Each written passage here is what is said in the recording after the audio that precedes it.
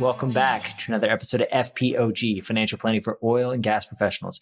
This week on the podcast, we're doing another lightning pod where we take 3 topics, 10 minutes or less, and cover each of them. On this week's docket, we're going to talk about hot takes on budgeting. We're going to talk about college football and the state of coaching buyouts.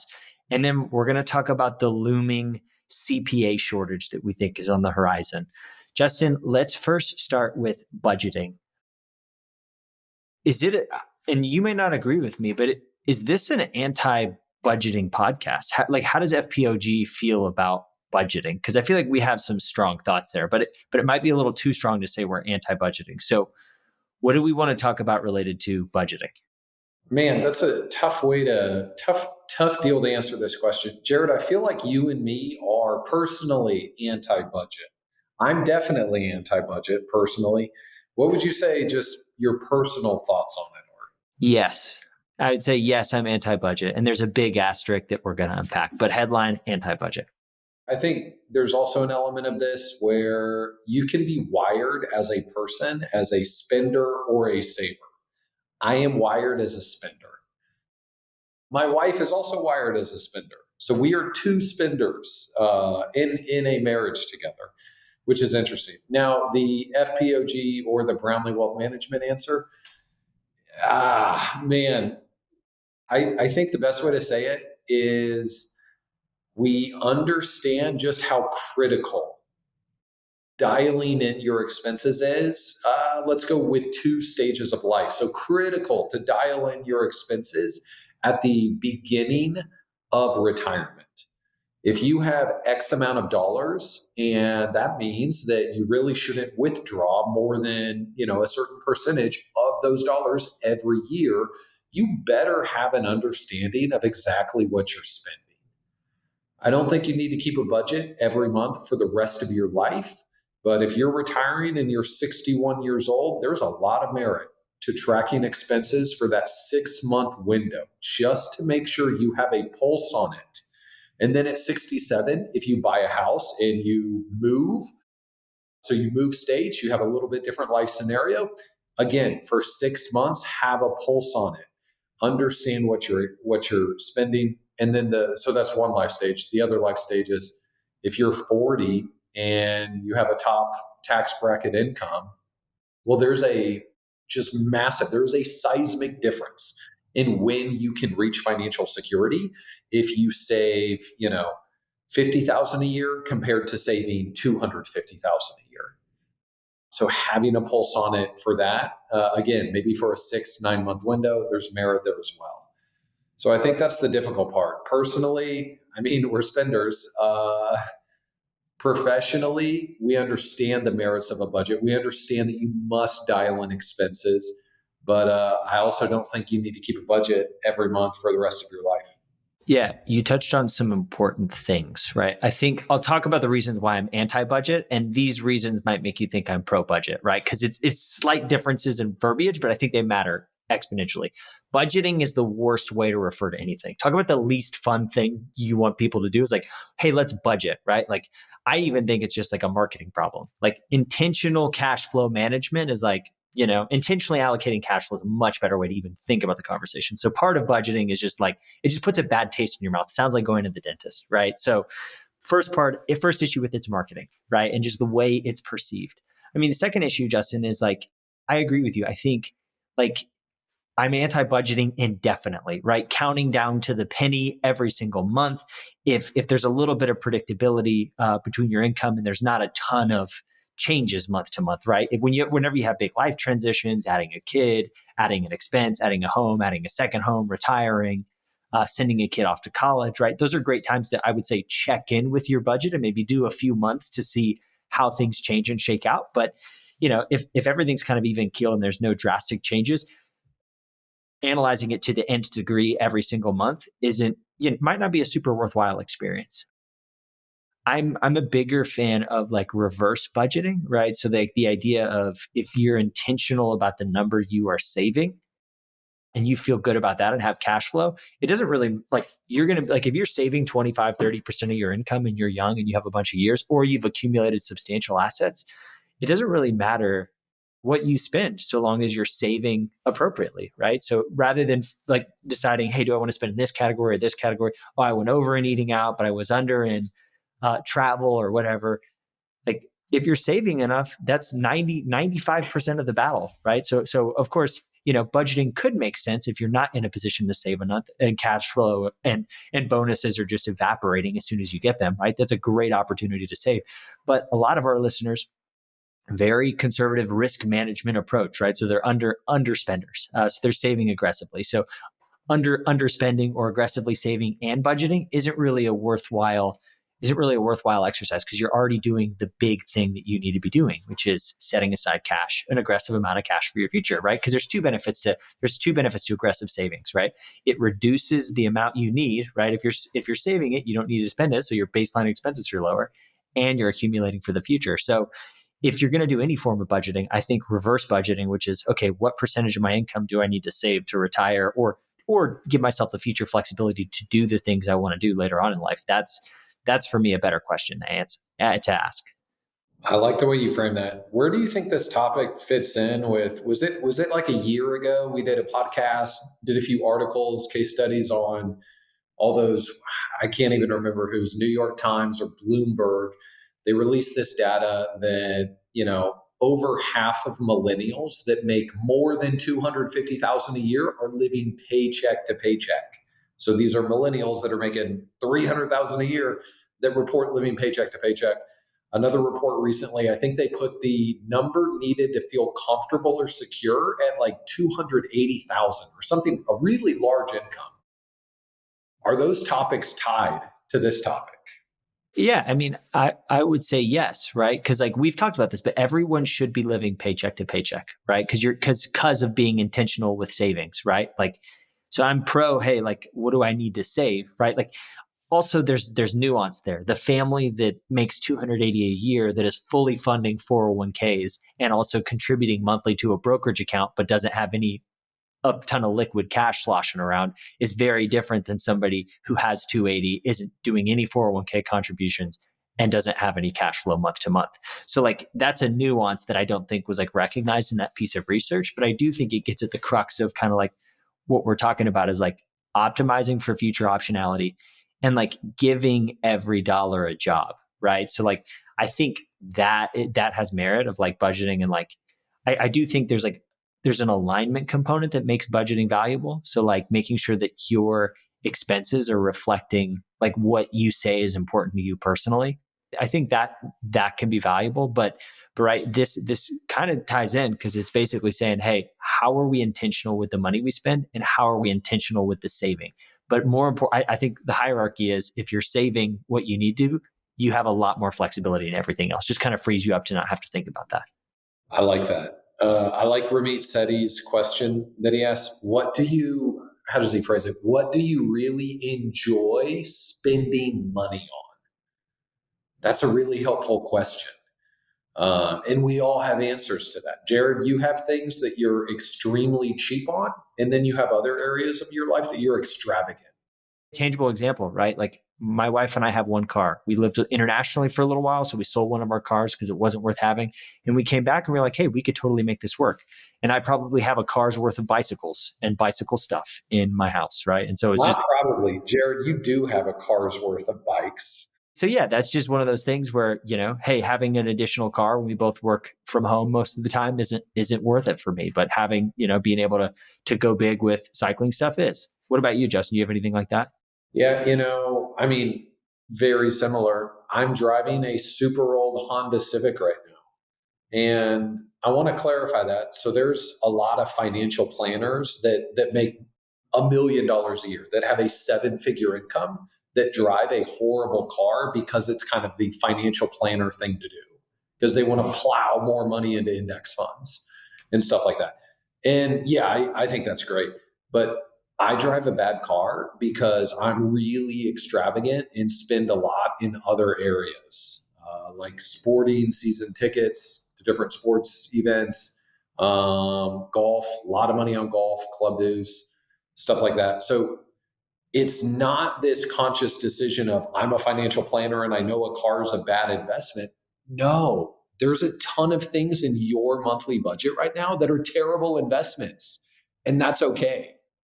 There's a lot of things that make life worth living that are not going to make you wealthier 10 years from now. And the point is, it's good to be extravagant in the areas that you enjoy and then be kind of ruthless and really frugal in the areas that you just don't care at all about. Yeah, and I think that connects to why we're anti-budget is because the budget mentality, if you will, is hey, let's minimize expenses across every single category, which I don't think is a helpful framework. Minimize it across categories that don't add value or bring you purpose or joy, but be, like you said, and Ramit says, just be, spend extravagantly in categories that do matter to you. And I think the other, like the final thing that I don't like about budgeting is it's fixated it's kind of rooted in a scarcity mentality, right? The fixation is I have a finite amount of money. How do I basically optimize that, right? Where I think a lot of people, especially younger people, like the better thing to think about is, okay, how do I grow my income? So like, I don't think budgeting is bad, but I think it focuses on like, hey, this is all there's going to be. So how do we optimize it, right? And would your human capital be better spent thinking about how do I grow my income? Do I get a side hustle? Do I negotiate a raise at work? Do I change employers, right? All of those things I think are much higher level questions that can move the needle, and that, you know, figuring out how to grow your income 10% a year is going to be drastically better than, cutting the Netflix subscription 3 out of every 6 months because there's nothing on there you want to watch, and then turning it back on and off. Right. So like, I just think it's, it can not be a good use of time and kind of create a scarcity mentality. That's right. If you are really young and really far away from financial independence, finding an extra 1,000 a month in your budget is it's a good helpful exercise. But figuring out a way to double your income in the next 5 years is a dramatically more powerful exercise with dramatically better results. And again, Jared, I'd reiterate, we did a bunch of research kind of on the people we work with and that Bloomberg article. And I mean, we found that for most people, unless they're getting family gifts from their parents, they don't really start plowing away significant brokerage dollars on top of 401k contributions until income gets to about 500,000 a year. And so grow your income significantly more powerful. Yeah. So in summary, a few reasons why we're anti budget, and you may debate the merits of that, but we're bigger fans of like reverse budgeting, just like getting the big things right and thinking about everything else. We're also big fans of, hey, being extravagant and excessive in categories that really make a difference to you. We're also big fans of an abundance mentality, right? Not only fixating on cutting expenses, but growing your income. And I realize those are subtle nuances, and you may say, hey, that you do kind of see the value in budgeting. Yes, we do, but we also think it's a really incomplete way to manage your family's cash flow, to optimize your life. Okay, Justin, we went over 10 minutes, so we'll have to be quicker on the next two. Okay, next topic, college football coaching buyouts. Where do you want to start with this one? I mean, I don't know if I'm willing to go less than 10 minutes on this topic, but we have to start with Jimbo Fisher. We have to start with Texas A&M. So A&M fires Jimbo Fisher. Completely valid, good cause there. But they are paying Jimbo, I believe it's $76 million to stop coaching. For context, this is more than 3 times larger than the largest buyout in college football coaching firing history. So Gus Malzahn, I believe, was the highest ever in the low to mid 20 millions. Jimbo is getting paid more than 3 times that amount to leave College Station. Jared, where should we go from there? I'd be curious your thoughts, because I think that is insane. It's like you like, and you may have a different opinion than me. It's like somebody getting promoted to officer at ExxonMobil and then getting 7 years of like RSUs.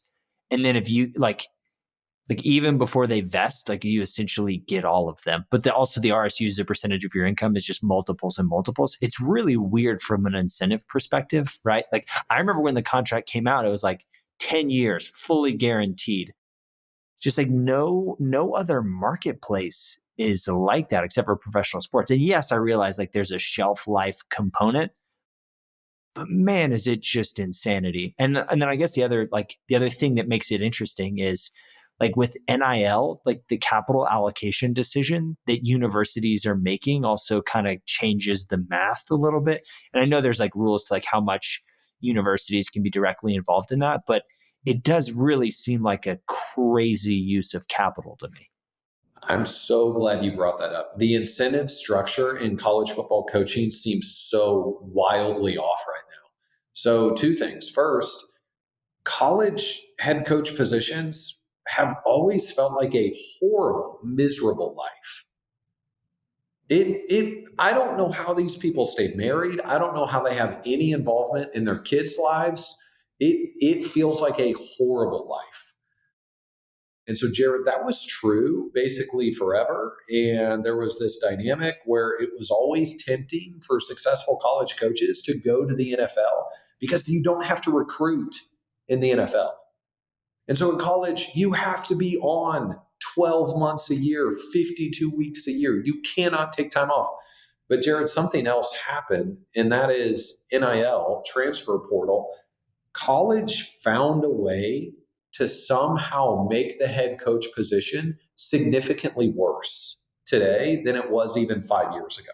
And it was a horrible job 5 years ago, in my opinion. And so the incentive structure is interesting. I'm going to mention this real quick. Billy Napier's at Florida. Florida is awful.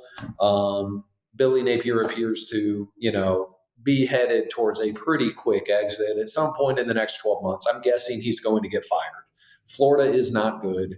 They're significantly below their SEC comrades, and they're also significantly trailing Florida State, their in-state rival. Billy Napier signed a guaranteed $50 million contract. Does Billy Napier even care that Florida sucks? Let me put this like even more like he has little economic incentive for Florida to be good. Yes, he has almost none. Right. And of course, like the way you become a college coach is by being a competitor by nature. But like if you think about economic incentives, right, it's like going to work every day and like your next 5 years of salary are guaranteed regardless of how your company does. Like, yeah, like I'm rooting for them and the time's going to go by much faster if I'm engaged. But like you're right, like the value proposition is not compelling. And like here's the other thing, if you think about, let's take a conference like the SEC, for example, everybody's mad about losing records. But the problem is if you play most of your games in a really hard conference, there's a finite amount of wins that can go around. Yeah, that's right. It's a zero-sum game. It's a zero sum game. Like I win, you lose, right? So for all of these coaches across the SEC to just expect to be over 500 every year and to guarantee coaches salaries to coax people out of other conferences or out of the ranks or promote them to be in the conference and try to do that, it's just mathematically ludicrous, right? So I think we got way I don't know where you go from there. Like if I'm an A&M fan, I'm pretty bummed, right? And luckily the fan base is so robust and the you know the resources are there to weather this storm and come out, on the other side. And quite frankly, I think it was the right thing, right? Like hopefully they learned their lesson this time because like the on-field performance as a result of that, that guaranteed salary wasn't compelling relative to the resources and expectations of that program. I know. I mean, here's the thing. A&M has resources that rival a first world country's GDP. People think the private schools in Texas have a lot of money. And yeah, I mean, SMU has more money. TCU has more money than a lot of other schools. A&M could split up into 8 different universities. All 8 of them would completely dwarf SMU. That's how powerful and how much money A&M has. UT and A&M. They're in a completely different stratosphere than everyone else in college football. But also, this SEC media deal, they're making twice as much as Big 12 and ACC schools. And so they're going to pay Jimbo, I think, like $19 million in the first year. But then they're really just cash flowing this on an annual basis. And the SEC media deal will just pay it out. So kind of amazing to see that. But Jared, last thought here. Your point, incentive structure, where do you go from here? Do you write someone else another 80, 90, $100 million guaranteed contract? I mean, I look at 2019 at LSU. That was arguably the greatest college football season that any team has ever had. no offense at all to Coach O, but I don't think Ed Orgeron was a good coach. I think Ed Orgeron had an incredible defensive coordinator, an incredible offensive coordinator, so a world class staff, and then just enormous amounts of talent. And so I don't know, it's almost like you want a somewhat responsible manager of an organization and then just get a great offensive coordinator, get a great defensive coordinator, and buy a bunch of players. So I don't know what college coaching is, where the contracts are going to go, but your point about incentives and just how horribly this has failed, it's pretty wild. Yeah, it will be interesting to see how it evolves. But dude, I think like the last thing is you can coach indefinitely, right? Like there's not like I get like professional players making a lot of money, having a lot of it be guaranteed, right? Like you could like at any play, you could have your knee hit incorrectly, and that could be the end of your human capital, right? As you know it. And if you haven't played in the NFL long enough, you're gone from a pension. If you're a coach and you get fired for having a bad season, like there are so many opportunities. Like you could probably make a 6-figure income coaching 6A high school football in Texas. So like you're going to be fine. Yeah, that's a great point. And so I do think it's insane in light of like how replaceable they are and how transient they can be with their skill set. So yeah, so it's fascinating. It's all out of whack, but I do agree with you. Like having a more balanced approach just seems like much like, we're big proponents of diversification on this podcast, and it seems like a lot of people are overweighting to a head coach. And like you said, between the transfer portal and NIL, there's so many things that go into being able to retain people and make it interesting. And I think a head coach is part of that, but like a head coach cannot do all that stuff. So just paying that person a crap ton of money just seems like especially a ton of money that's guaranteed, seems like a low use of low value use of university capital. Absolutely. Next thing, final thing we're talking about, a looming CPA shortage. Justin, you want to frame up why we think that is? Okay, so this topic is, if you are wanting to find a CPA to do your tax return and you're wanting to find a great CPA and you're hoping to be able to pull this off for $1,000 or less to get your return done, I don't think you're going to be able to find that. And I don't think it's been findable for years. So this topic was spurred on.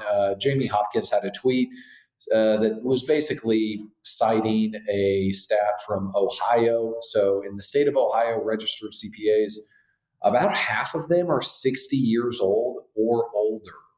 2/3 of them are over the age of 50. So Jamie was saying he's been worried about this for years. Jamie is a CPA, by the way. People are not coming into the profession. And he also said he sees CPA businesses that get listed with brokers and they can't even sell because no one's there to do the work.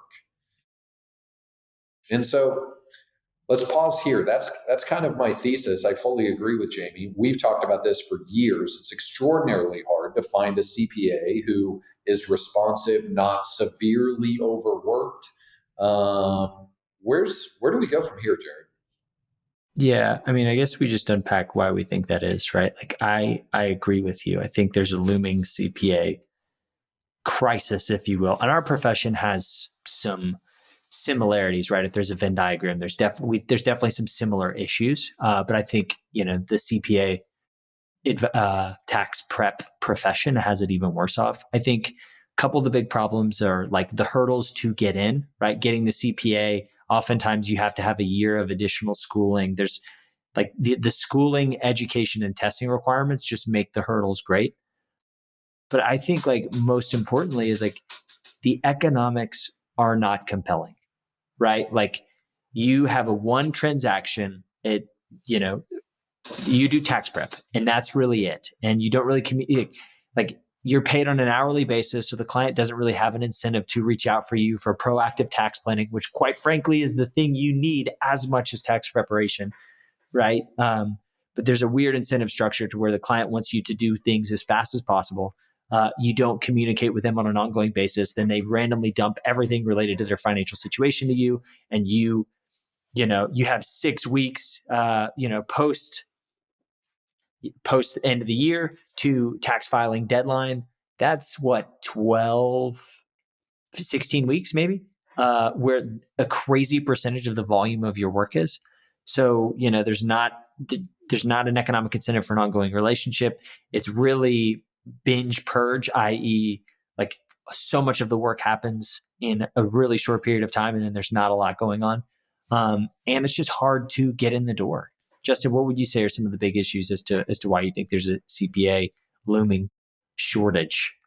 I think sharp CPAs are going way up market. So they're doing more full-time consulting work and charging, 10, 20, 30, 50,000 a year for that work. They're not doing $800 tax returns. And so what a lot of the public wants is, I want to see a great CPA to do my tax return. But the public doesn't want to pay $5,000 for that. This is kind of a can of worms that I won't even go into. I don't even understand why CPAs don't start RIAs and combine wealth management with tax, which is essentially, Jared, what you and I have done. We partner with CPAs that do a ton of our clients' returns, and that's a drastically more compelling service offering. It's also way more value to the end client. Like you mentioned, tax planning, proactive tax planning is where the value is. For most returns, TurboTax can help you get that done. So I think that's a huge issue, Jared. I think great CPAs are going up market, and they're not really wanting to do a tax return for $900 because they'll need 1,000 clients to do that. So the main problem right now, if you want a great CPA, it's hard to find one that just answers the phone and responds to emails really quickly. And that's because they need 1,000 or more clients to make a decent living. So that entire business model, unless you go way up market and charge 10, 20, 30, 40,000 a year, it doesn't add up. Yeah. And even a bigger accounting firm that offers like multi-service, like, basic tax preparation, those people get poached for the business lines that are more profitable to the firm, right? So like, even if you use a bigger company, like, the bottom of their barrel people are likely the ones servicing and kind of managing that relationship. And the good ones will get plucked into more profitable revenue streams. But the other problem is like the economics for being an independent are tough, right? It's really like, in this day and age, it's really easy to start a business, but like with a business with that low of a revenue per client, right? You're talking about, hey, if you're doing 800 returns, you got to get 100 clients, $800 a return. If you get 100 clients, that's 80 grand, right? Before any expenses, right? So like you as an independent, you have to have hundreds of clients. And so to be able to do hundreds of returns for different people, you have to be really systematized. And that probably requires a big infrastructure investment. So like the economics for just, setting up your independent tax prep business are really not compelling if you're just doing the most basic generic returns. You're exactly right, Jared. And I feel like we've created kind of a great solution to this, and we're essentially guarding it for our clients. And so it's a really difficult topic. If you're wanting a great CPA to do a return and you're not wanting to pay $5,000, $10,000 or more, I don't think you're going to find a solution there. And I think it's going to continue to get worse. CPAs are going to go do more valuable things. But I hope a CPA is listening to this and says, "Oh no, I've figured it out. Reach out to us. We would love to hear from you." We have clients who need tons of across the spectrum who need lots of tax work. And, so like that's the bad news is, there's tailwinds with the profession. I think or there's headwinds with the profession. The good news is people who do this well are going to crush it, right? Like there's so much opportunity if you figure it out. Like it's really hard, right? For all the reasons we stated, but if you figure it out, you're going to crush it. So if you're a CPA who hears this or if you disagree with us, we'd love to hear from you. But Justin, that about wraps it up for today. Covered it 30 minutes on the dot. So well done. Questions, feedback, ideas for future episodes, podcast@brownleewealthmanagement.com. Thanks. We'll see you next time.